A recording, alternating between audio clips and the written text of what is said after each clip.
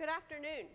It's my pleasure today to share with you a photograph that has been an object of passion for more than 160 years. This photograph, which was taken in Newport, Kentucky, across the river by Charles Fontaine and William S. Porter, as they stood and looked across the river and took a picture of Cincinnati's riverfront. It's about a 2-mile stretch, as you can see here on this 1850-ish map. And one of the things that we need to do before we can really fully appreciate what they do is to understand something about the photograph itself. Well, first of all, it's actually, to be accurate, not one photograph, but 8 photographs. It's 8 separate plates, each of them about this big, about the size of a half of a piece of letterhead paper, that are lined up on the Cincinnati riverfront. So as we look at it today, remember that the original object is something that's very small. But the object, the photograph, is also a daguerreotype. And that's something that's very important to know because the daguerreotype was the earliest practical method of photography. And even though it was the earliest method of photography, it still produces the most detailed image of any photographic method known to date. So even in 1840, Fontaine and Porter knew that there were things that they were capturing in their photograph that they couldn't begin to see with the naked eye. Also, daguerreotype photography was extremely expensive. In fact, the earliest daguerrean cameras cost in the neighborhood of $10,000, and that's 1840s prices. Then add to that you had to use silver plates and very expensive materials. And the result of that is that most photographers only took pictures of things where they could get a return on their investment, meaning rich people, portraits of individuals, portraits of families. But Fontaine and Porter did something very different. They took pictures of riverboats in Cincinnati's panorama, of riverboats and buildings and ordinary people. And even though they didn't get any money for this, they quickly got acclaim. In fact, within a year, they were receiving top honors. And the panorama that I'm talking about today even traveled to London in 1851 and was part of the Crystal Palace, the world's first ever World's Fair. But probably what makes it really important to us is that it survived to the present day. It is the only photograph from mid-19th century of urban America that has survived. For the first part of the 20th century, it hung in the walls of the reading room of the old Cincinnati Public Library. And then when it was almost 100 years old, Frederick Way, he's the guy with the big wheel behind him, a steamboat captain, convinced the director of the library at the time, Carl Witz, that we had something pretty special that was hanging on our wall and that it deserved further investigation. So they began the first really in-depth investigation of the daguerreotype. And remember I said that it made the most detailed image to date. And what they were able to do is they were able to take a magnifying glass and look up close and see things in the daguerreotype that would help them understand what it was. And one of the first things that they wanted to do was they wanted to establish a date. Now, I told you that it was taken in 1848, but before they did their research, no one really knew when it was taken. And what they did is they started out by looking at the buildings in the photograph with their magnifying glass. And based on which buildings were there and which buildings were not there, they were able to narrow the time frame down to just a couple of years. They then looked at the leaves on the trees, and they looked at the water level, and they were able to determine what time of year it was. They determined that it was late summer or early fall. So they've narrowed their window down from a couple of years to a couple of months. Well, Frederick Way was a steamboat captain. So, of course, they were going to look at steamboats. And steamboats were very important in 1848. And in 1848, they were so vital to Cincinnati's economy that every day the newspaper would list which boats came into port and which boats came out of port. And what they did is they looked for days in this few-month window where the boats that they could see in the panorama with their magnifying glass again were at port in Cincinnati. And they came up with one day. September 24th, 1848, when this photograph was taken.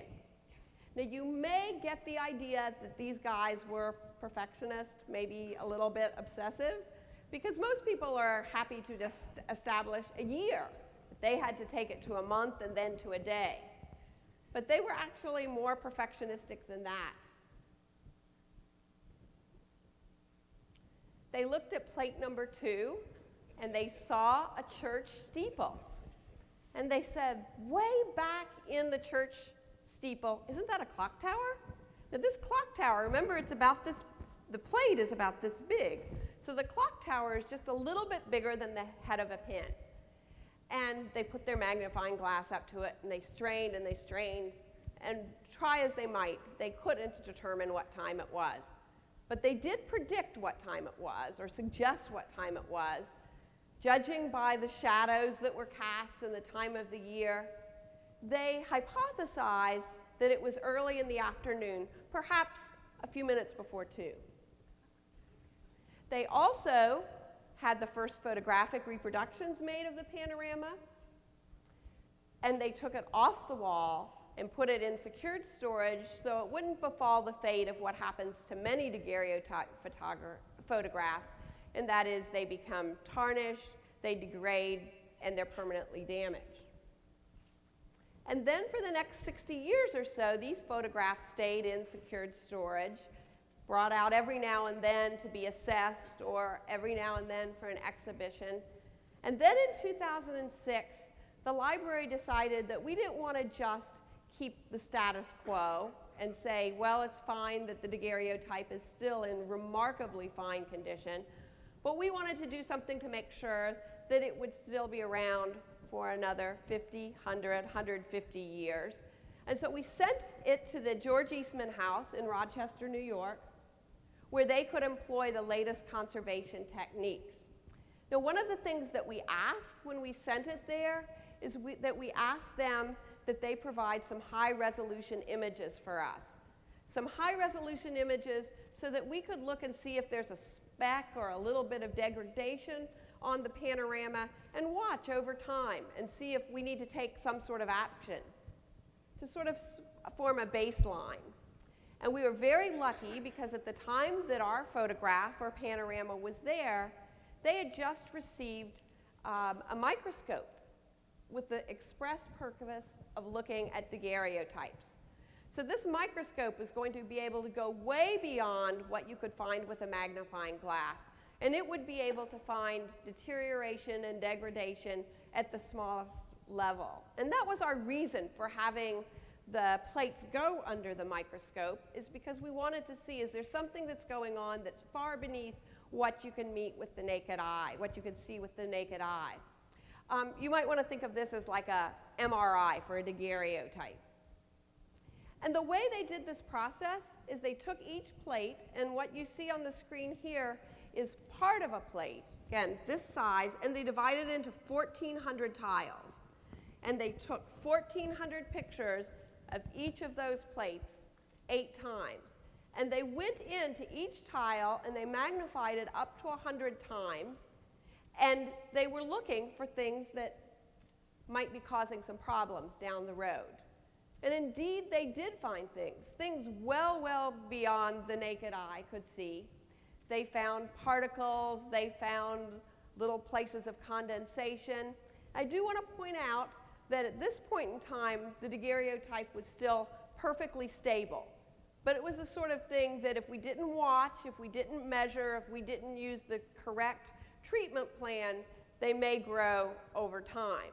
You might want to think of this sort of similar to if you have a mole and your doctor says, you know, it's really fine right now, but we're going to keep track of the size, the color, etc. And so they went about every time they found any kind of particle, identifying it, measuring it, and you can imagine that took quite a bit of time. Well, then about 5 months later, I got an email with a red exclamation point. You know, we've all gotten those. Urgent, take immediate action. Well, the Eastman House knows the line of work they're in. They conserve some of the world's most priceless objects. They don't use this red exclamation point lightly. In fact, in more than 5 years that I've been working with them, this is the only time they did. Of course, it caught my attention. I wondered what's happened with the daguerreotype, what's going on. By then, I had fallen in love with it. And I opened the email. It was from Ralph Wiegand, the project manager, and it read, "Vitz and Way were right. It's 5 minutes till 2." Well, we were thrilled. I mean, after 60 years, this question had been answered that we thought would never be answered. But as soon as we were sort of reveling in all of that, as soon as we got excited about that, we got even more excited because we thought, wait a minute, if we can read what time it is on the clock, we can also, what else can we see? What else is in those 11,000 plus tiles that we can get a close-up look at? Give you a little perspective here. In the top left-hand corner is plate number 6, and that small square, that they call it the Eastman House, a region of interest, is about 9 tiles. And this was what would happen if you tried to magnify that with a Canon 5D camera, which is a decent camera. But you see it's fuzzy and blurry. Yeah, you can tell it's a building. You can see a little bit more. But when we took those 9 out of 1,400 tiles, we got this level of clarity. And then we used a stitching program to bring it all together. We saw things that we'd never seen before. We were able to read signs on buildings where we didn't even know there were signs. We were able to get up and even see the debris on the riverfront. But as soon as we were doing that, and every time we looked at something or showed the data to somebody, the question everybody asked us was, wait a minute, what is that I'm looking at? What does that mean? Why is that important? And we're a library. What a perfect place, because we have all this information on 19th century Cincinnati, original documents, so that what we can do is we can help explain and define what's in the photograph as well. So what we started to do, and what we're doing right now, is we're working on a website that allows you to travel around the daguerreotype, zoom in, and then when you reach a certain point, drill down. And for example, this slide right here, the building that you see on the left is the Cincinnati Observatory, the first ever Cincinnati Observatory that was in Mount Adams. In fact, Mount Adams is named because Adams came and laid the cornerstone for it. And now you can drill down and see the mechanical drawing of the telescope that was used in that observatory, which, by the way, was the largest and most powerful telescope in North America at the time. We can look at this trench, this gully that's running down into the river from plate number 4, and we can combine that with deeds and records from that piece of property, and we know that there's a latrine or an outhouse that sits at the top of that gully, and that it's likely that sewage was running down into the river. If we zoomed in further down in the river, we can see some children with buckets scooping water up out of the river. And it makes it very easy for us to understand why the following year we had a cholera epidemic. And we can even show you the names of the people that died from that neighborhood in just one day. We even have a pretty good idea whose laundry this is that's hanging on the line. We can read the name of this building, Fred Shearberg, and we can show you a portrait of his brother Joe, who lived upstairs.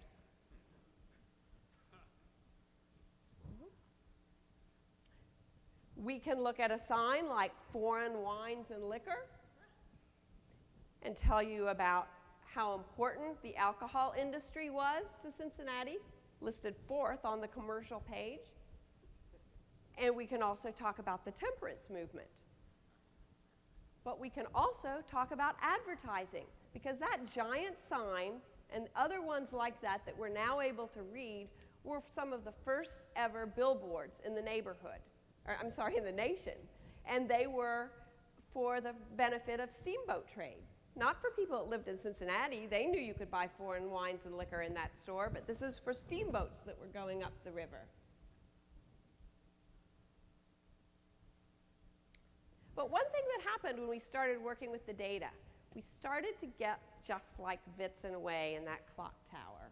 We wanted more. In fact, the picture that I showed you of Joe Shearberg, that was provided to us by one of his descendants. And when we showed him this data, he said, wait a minute, look at the third floor. Look at that middle window. I think there's somebody standing there. That might be my ancestor. Can't you get any closer? Can't you get it any sharper than that? And we couldn't. We see this little blurb here, and we know even with a magnifying glass that's people on the landing. We get closer and closer, and we've got good evidence to suggest that this might be the earliest candid photograph of free African Americans in America. But we can't get quite sharp enough to know for sure. Well, it's not that far-fetched that we may be able to see that ancestor or answer the question about those people. Because as we speak, computer scientists, mathematicians, archaeologists, and even astronomers are all working on methods to take an image that's very, very sharp and make it clearer. I don't know what that next technology is going to be or where we are on that continuum. But ultimately, everything goes back to this original panorama. This photograph, this masterpiece, taken by Charles Fontaine and William Porter, with technology and with passion, that captured Cincinnati and really American life in 1848. And now we find that every time we combine the panorama with technology and passion, we open new doors to our past. Thank you.